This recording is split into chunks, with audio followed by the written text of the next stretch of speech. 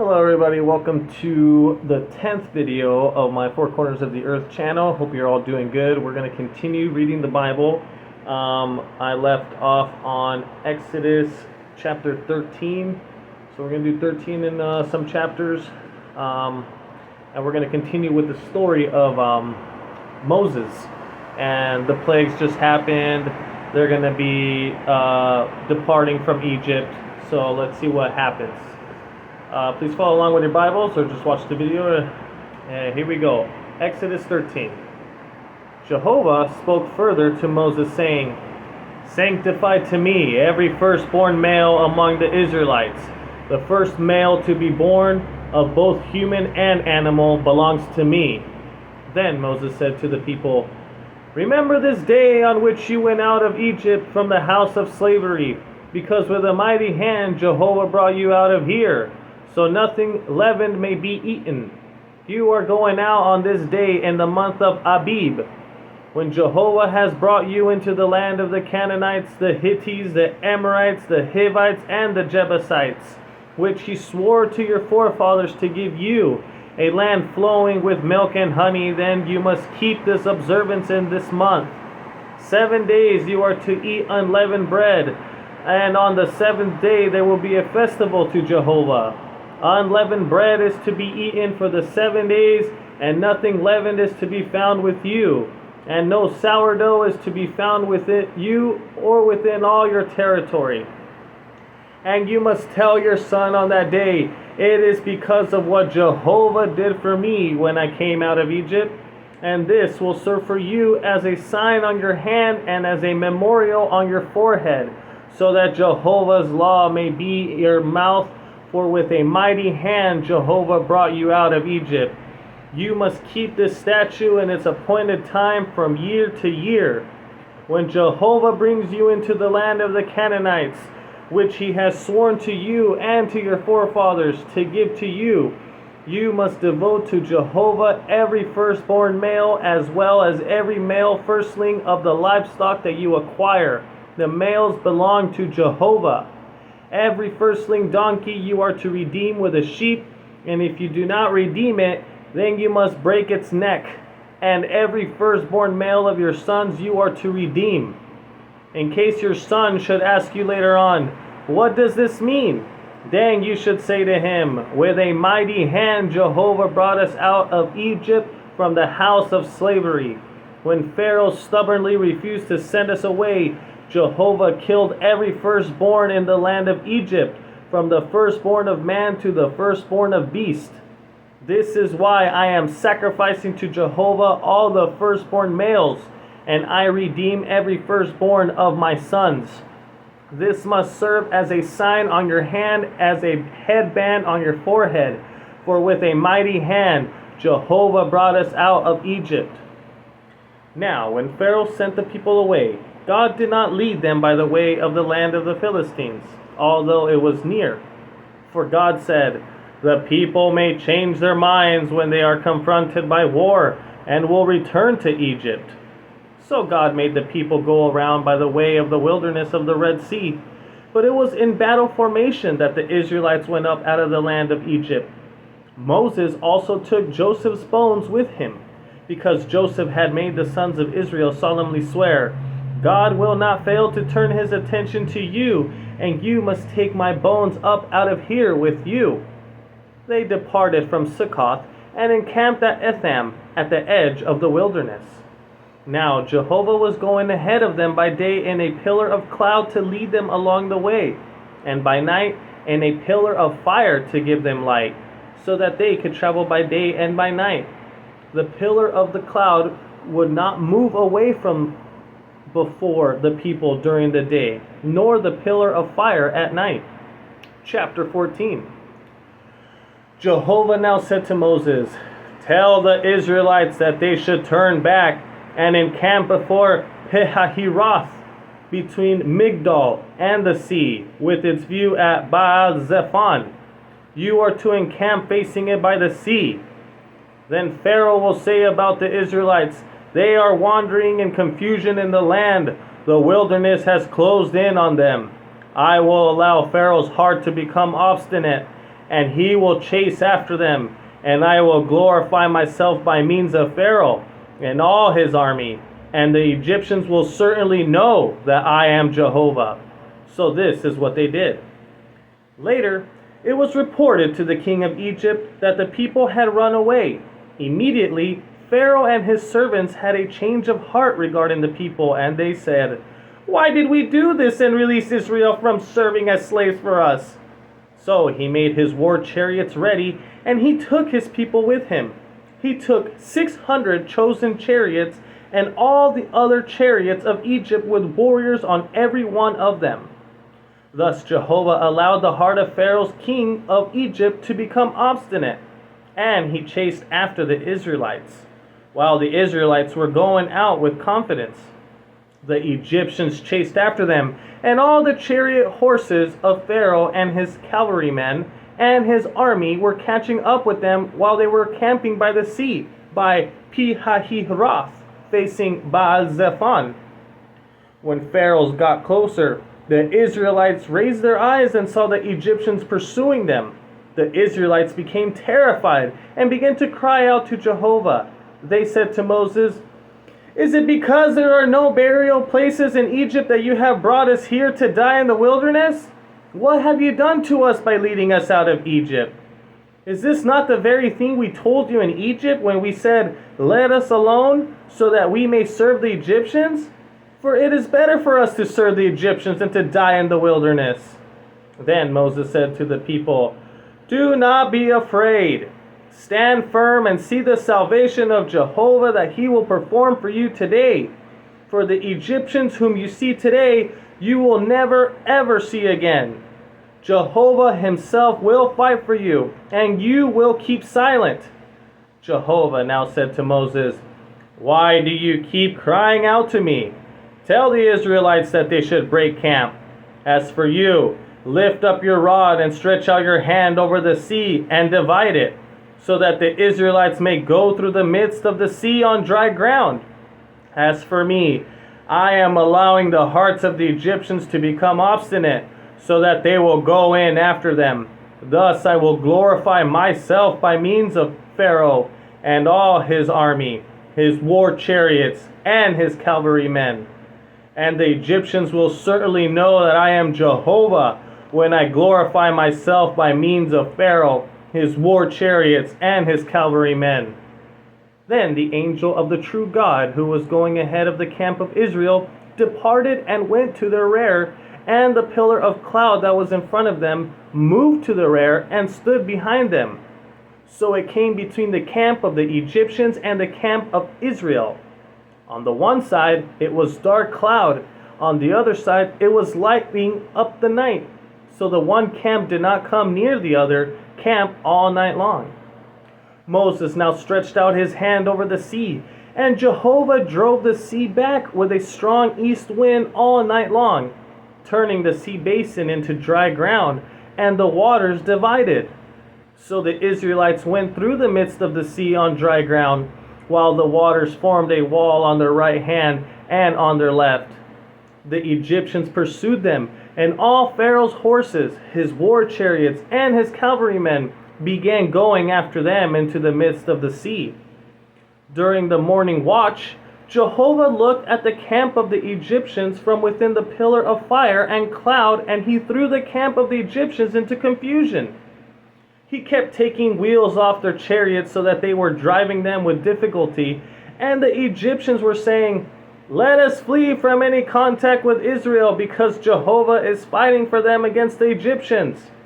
Then Jehovah said to Moses, "Stretch out your hand over the sea so that the waters may come back over the Egyptians, their war chariots, and their cavalrymen." Moses at once stretched out his hand over the sea, and as morning approached, the sea returned to its normal condition as the Egyptians fled from it. Jehovah shook the Egyptians off into the midst of the sea. The returning waters covered the war chariots and the cavalrymen and all of Pharaoh's army who had gone into the sea after them. Not so much as one among them was allowed to survive. But the Israelites walked on dry ground in the midst of the seabed.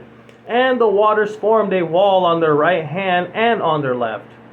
Thus Jehovah saved Israel on that day from the hand of the Egyptians, and Israel saw the Egyptians dead on the seashore.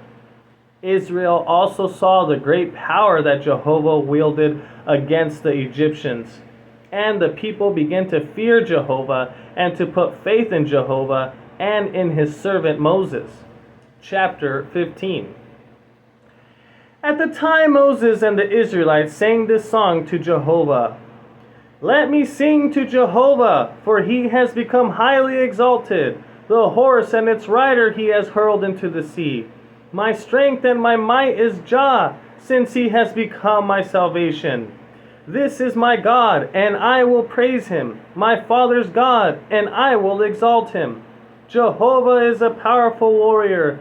Jehovah is his name. Pharaoh's chariots and his army he has cast into the sea, and his finest warriors have sunk into the Red Sea. The surging waters covered them. Down into the depths they sank like a stone. Your right hand, O Jehovah, is great in power. Your right hand, O Jehovah, can shatter an enemy. In your great majesty, you can throw down those who rise up against you. You send out your burning anger. It eats them up like stubble. By a breath of your nostrils, water massed together. They stood still, holding back the floods. The surging waters congealed into the heart of the sea. The enemy said, I will pursue, I will overtake, I will divide spoil until I am satisfied. I will draw my sword, my hand will subdue them. You blew with your breath, the sea covered them. They sank like lead in majestic waters. Who among the gods is like you, O Jehovah? Who is like you, showing yourself mighty in holiness? The one to be feared with song of praise, the one doing wonders. You stretched out your right hand, and the earth swallowed them up. In your loyal love, you have led the people whom you have redeemed. In your strength, you will guide them to your holy place of dwelling. People must hear, they will shudder. Anguish will seize the inhabitants of the Philistines. At that time, the sheiks of the Edom will be terrified, and trembling will take hold of the mighty rulers of Moab. All the inhabitants of Canaan will be disheartened. Fear and dread will fall upon them. Because of the greatness of your arm, they will be as motionless as a stone, until you people pass by, O Jehovah, until the people whom you produced pass by. You will bring them and plant them in the mountain of your inheritance, the established place that you have prepared for yourself to inhabit. O Jehovah, a sanctuary, O Jehovah, that your hands have established. Jehovah will rule as king forever and ever. When Pharaoh's horses with his war chariots and his cavalrymen went into the sea, then Jehovah brought back the waters of the sea upon them. But the people of Israel walked on dry ground through the midst of the sea. Then Miriam the prophetess, Aaron's sister, took a tambourine in her hand, and all the women followed her with tambourines and with dances. Miriam sang in response to the men, Sing to Jehovah, for he has become highly exalted. The horse and its rider he has hurled into the sea. Moses later led Israel away from the Red Sea, and they went out to the wilderness of Shur, and marched on for 3 days into the wilderness, but they did not find water. They came to Marah, but they were not able to drink the water from Marah because it was bitter. That is why he named it Marah. So the people began to murmur against Moses, saying, What are we to drink? He cried out to Jehovah, and Jehovah directed him to a tree. When he threw it into the water became sweet. There he established for them a regulation and a case for judgment, and there he put them to the test. He said, If you will strictly listen to the voice of Jehovah your God, and will do what is right in the eyes, and will pay attention to his commandments, and keep all his regulations, I will not bring upon you any of the diseases that I brought upon the Egyptians, for I, Jehovah, am healing you.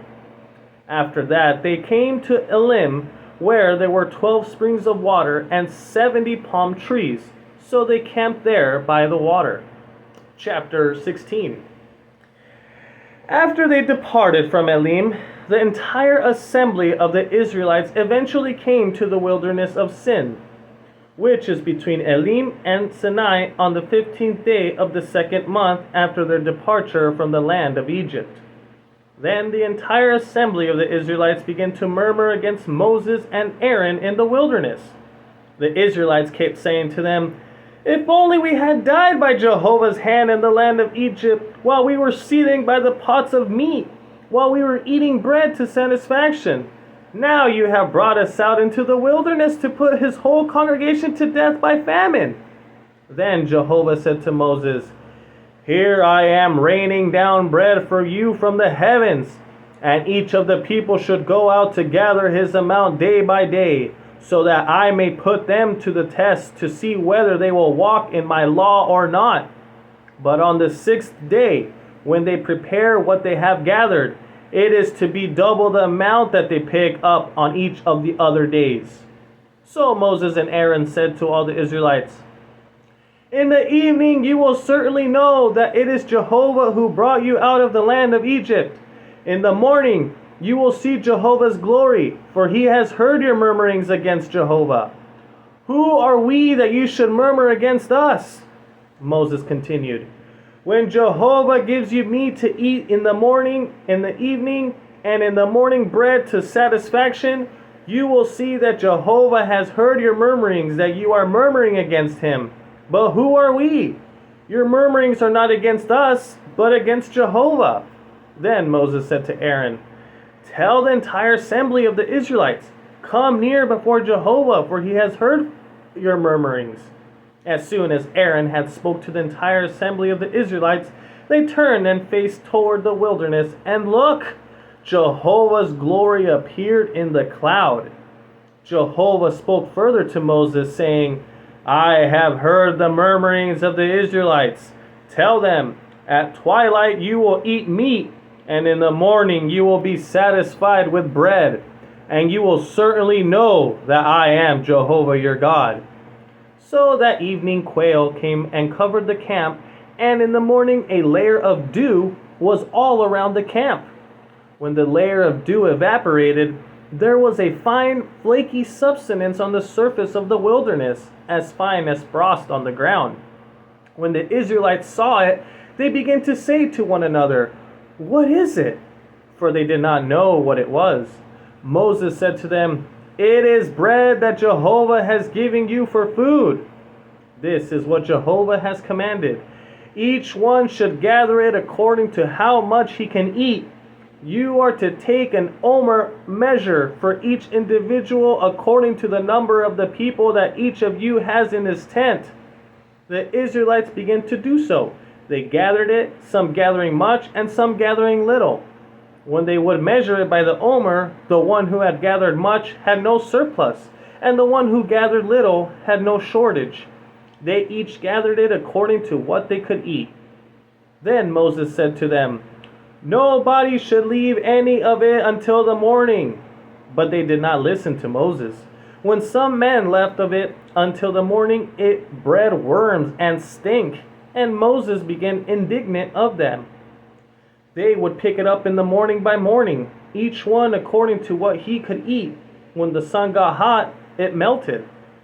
On the 6th day, they picked up twice as much bread to omer measures for each person. So all the chieftains of the assembly came and reported to Moses. At that he said to them, "It is what Jehovah has said. Tomorrow there will be a complete rest, a holy Sabbath to Jehovah. Bake what you need to bake, and boil what you need to boil. Then save whatever is left over and keep it until the morning." So they saved it until the morning, just as Moses had commanded. And it did not stink, nor were there maggots in it. Then Moses said, "Eat it today, because today is a Sabbath to Jehovah. Today you will not find it on the ground. You will pick it up for 6 days, but on the 7th day, the Sabbath, there will be none." However, Some of the people did go out to pick it up on the seventh day, but they found nothing. So Jehovah said to Moses, "How long will you refuse to keep my commandments and my laws? Take notice of the fact that Jehovah has given you the Sabbath. That is why he is giving you the bread for 2 days on the sixth day. Everyone must stay where he is. Nobody is to leave his locality on the seventh day." So the people observed the Sabbath on the seventh day. The house of Israel named the bread manna. It was white like coriander seed, and its taste was like that of flat cakes with honey. Then Moses said, "This is what Jehovah has commanded. Fill an omer measure of it as something to be kept throughout your generations, so that they may see the bread that I gave you to eat in the wilderness when I was bringing you out of the land of Egypt." So Moses said to Aaron, "Take a jar and put it in the omer measure of manna and deposit it before Jehovah as something to be kept throughout your generations." Just as Jehovah commanded Moses, Aaron placed it before the testimony so that it might be preserved. The Israelites ate the manna for 40 years until they came to the land that was inhabited. They ate the manna until they came to the frontier of the land of Canaan. Now, an omer is a tenth of an ephah measure. And it pretty much, an ephah is equal to 22 liters. Chapter 17. The entire assembly of the Israelites departed from the wilderness of Sin by stages according to the order of Jehovah, and they encamped at Rephidim, but there was no water for the people to drink. So the people began quarreling with Moses and saying, "Give us water to drink." But Moses said to them, "Why are you quarreling with me? Why do you keep putting Jehovah to the test?" But the people were very thirsty for water there, and they kept murmuring against Moses and saying, "Why have you brought us up out of Egypt to kill us and our sons and our livestock with thirst?" Finally Moses cried out to Jehovah, "What should I do with these people? A little longer and they will stone me." Then Jehovah said to Moses, "Go ahead of the people and take with you some of the elders of Israel and your rod with which you struck the Nile River. Take it in your hand and walk on. Look, I will be standing before you there on the rock in Horeb. You must strike the rock and water will come out of it, and the people will drink it." Moses did so before the eyes of the elders of Israel. So he named that place Massah and Meribah, because of the quarreling of the Israelites and because they put Jehovah to the test by saying, "Is Jehovah in our midst or not?" Then the Amalekites came and fought against Israel in Rephidim. At this, Moses said to Joshua, "Choose men for us and go out and fight against the Amalekites. Tomorrow I will stand on the top of the hill with the rod of the true God in my hand." Then Joshua did just as Moses told him, and he fought against the Amalekites. And Moses, Aaron, and Hur went up to the top of the hill. As long as Moses kept his hands lifted up, the Israelites prevailed. But as soon as he would let down his hands, the Amalekites prevailed. When the hands of Moses were heavy, they took a stone and put it under him, and he sat on it. Then Aaron and Hur, one on each side, supported his hands, so that his hands remained steady until the sunset. Thus Joshua defeated Amalek and his people with the sword. Jehovah now said to Moses, "Write this as a memorial in the book and repeat it to Joshua. I will completely wipe out the memory of Amalek from under the heavens." Then Moses built an altar and named it Jehovah Nissi, saying, "Because his hand is against the throne of Jah, Jehovah will have war with Amalek from generation to generation." Chapter 18. Now Jethro, the priest of Midian, Moses' father-in-law, heard about all that God had done for Moses and for his people Israel, how Jehovah had brought Israel out of Egypt. Jethro, Moses' father-in-law, had taken in Zipporah, Moses' wife, when she was sent back to him. along with her 2 sons. One son was named Gershom, because Moses said, I have become a foreign resident in a foreign land. And the other was named Eliezer, because he said, the God of my father is my helper, who rescued me from Pharaoh's sword. So Jethro, Moses' father-in-law, along with Moses' son and his wife, came to Moses into the wilderness, where he was encamping at the mountain of the true God. Then he sent word to Moses, I, your father-in-law, Jethro, am coming to you with your wife and her 2 sons. At once Moses went out to meet his father-in-law, and he bowed down and kissed him. Each of them asked about the other's welfare, and then they went into the tent.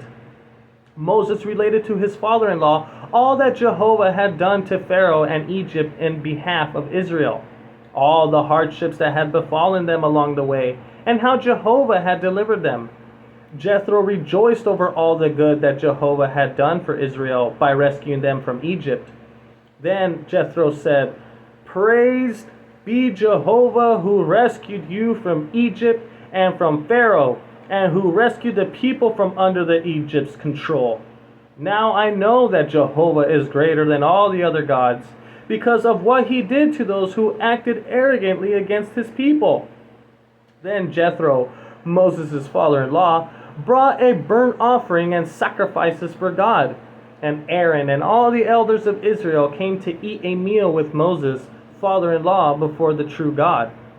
On the next day, Moses sat down as usual to serve as judge for the people, and the people kept standing before Moses from morning until evening. When Moses' father-in-law saw all that he was doing for the people, he said, What is this that you are doing for the people?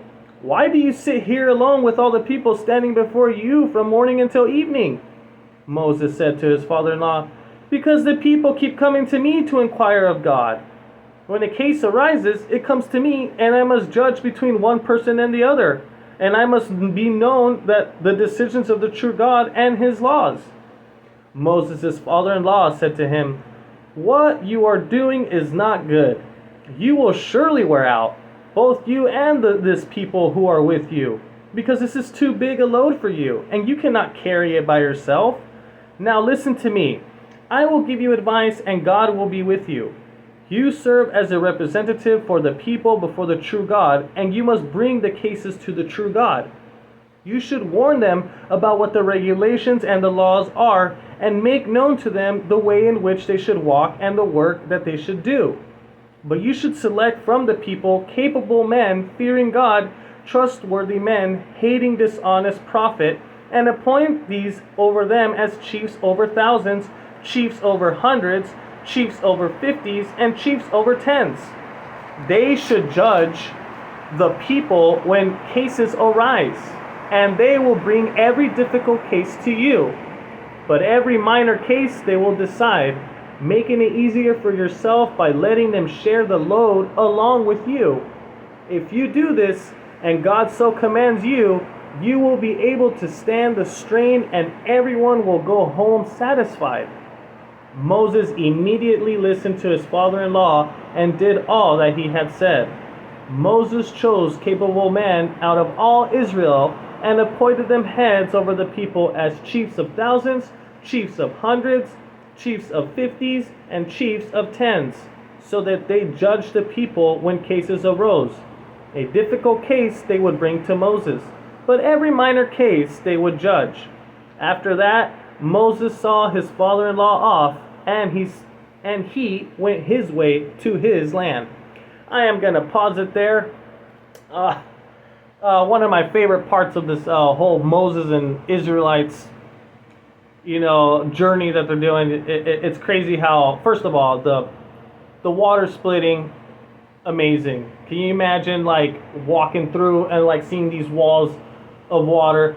The Egyptians are behind you trying to kill you, and then you make it to the other side, and then God just intervenes, and the water just drowns everybody and kills everybody that was persecuting you. And then they were singing that song afterwards. I wonder how that song actually went. I wonder what melody it actually had. It was interesting. It's probably sounded pretty good. And then the other one is can you imagine having the opportunity to eat that manna, which is pretty much like food from God, and this bread, it said it was like seed coriander that tasted like honey. Can you imagine having that food like nowadays? It gives you all the proteins, all the vitamins, all the minerals. Like, that would be amazing. I wish I could have manna and not worry about food. You know what I mean? Like, that would be amazing. So I always wondered, like, if we ever get to have that manna ever again, if, you know, one makes it to paradise or whatever. But besides that, very interesting story. I love it. And then I love how his father-in-law came, and he's like, because I'm assuming there was like a big line, and he's just sitting there, like, you know, helping people with their problems, and, you know, because he's the leader. Moses was the leader, and then his father-in-law was like, hey, this is crazy. Like, why don't you get people like to help you with these minor things, and when something big comes along, then you know, so you don't have to sit there all day and wear yourself out. So that was pretty cool that that happened. So we're gonna leave it off there, and then you know, the story continues with Moses and the Israelites. Oh, and one more thing. That was crazy how the Amalekites came to fight them, and Moses had to keep his hands up, and every time he put them down, the Amalekites were starting to win against the Israelites. So they had to held his hands up there, and then he had to sit down, and the two guys that were with him held one each hand because he was getting tired, and until the war broke out. So that was a crazy thing that he had to do for the Israelites to be winning throughout the war. So that was very interesting that he was holding the power at the top of the mountain, and he needed help, because can you imagine being like this? You know, the blood flows down, your arms become dead. So very interesting story. I loved it. We're going to continue on the next video on chapter 19, and I hope you guys are all doing good on your Monday, and see you tomorrow on Tuesday, and hope you guys have a good day. Good night.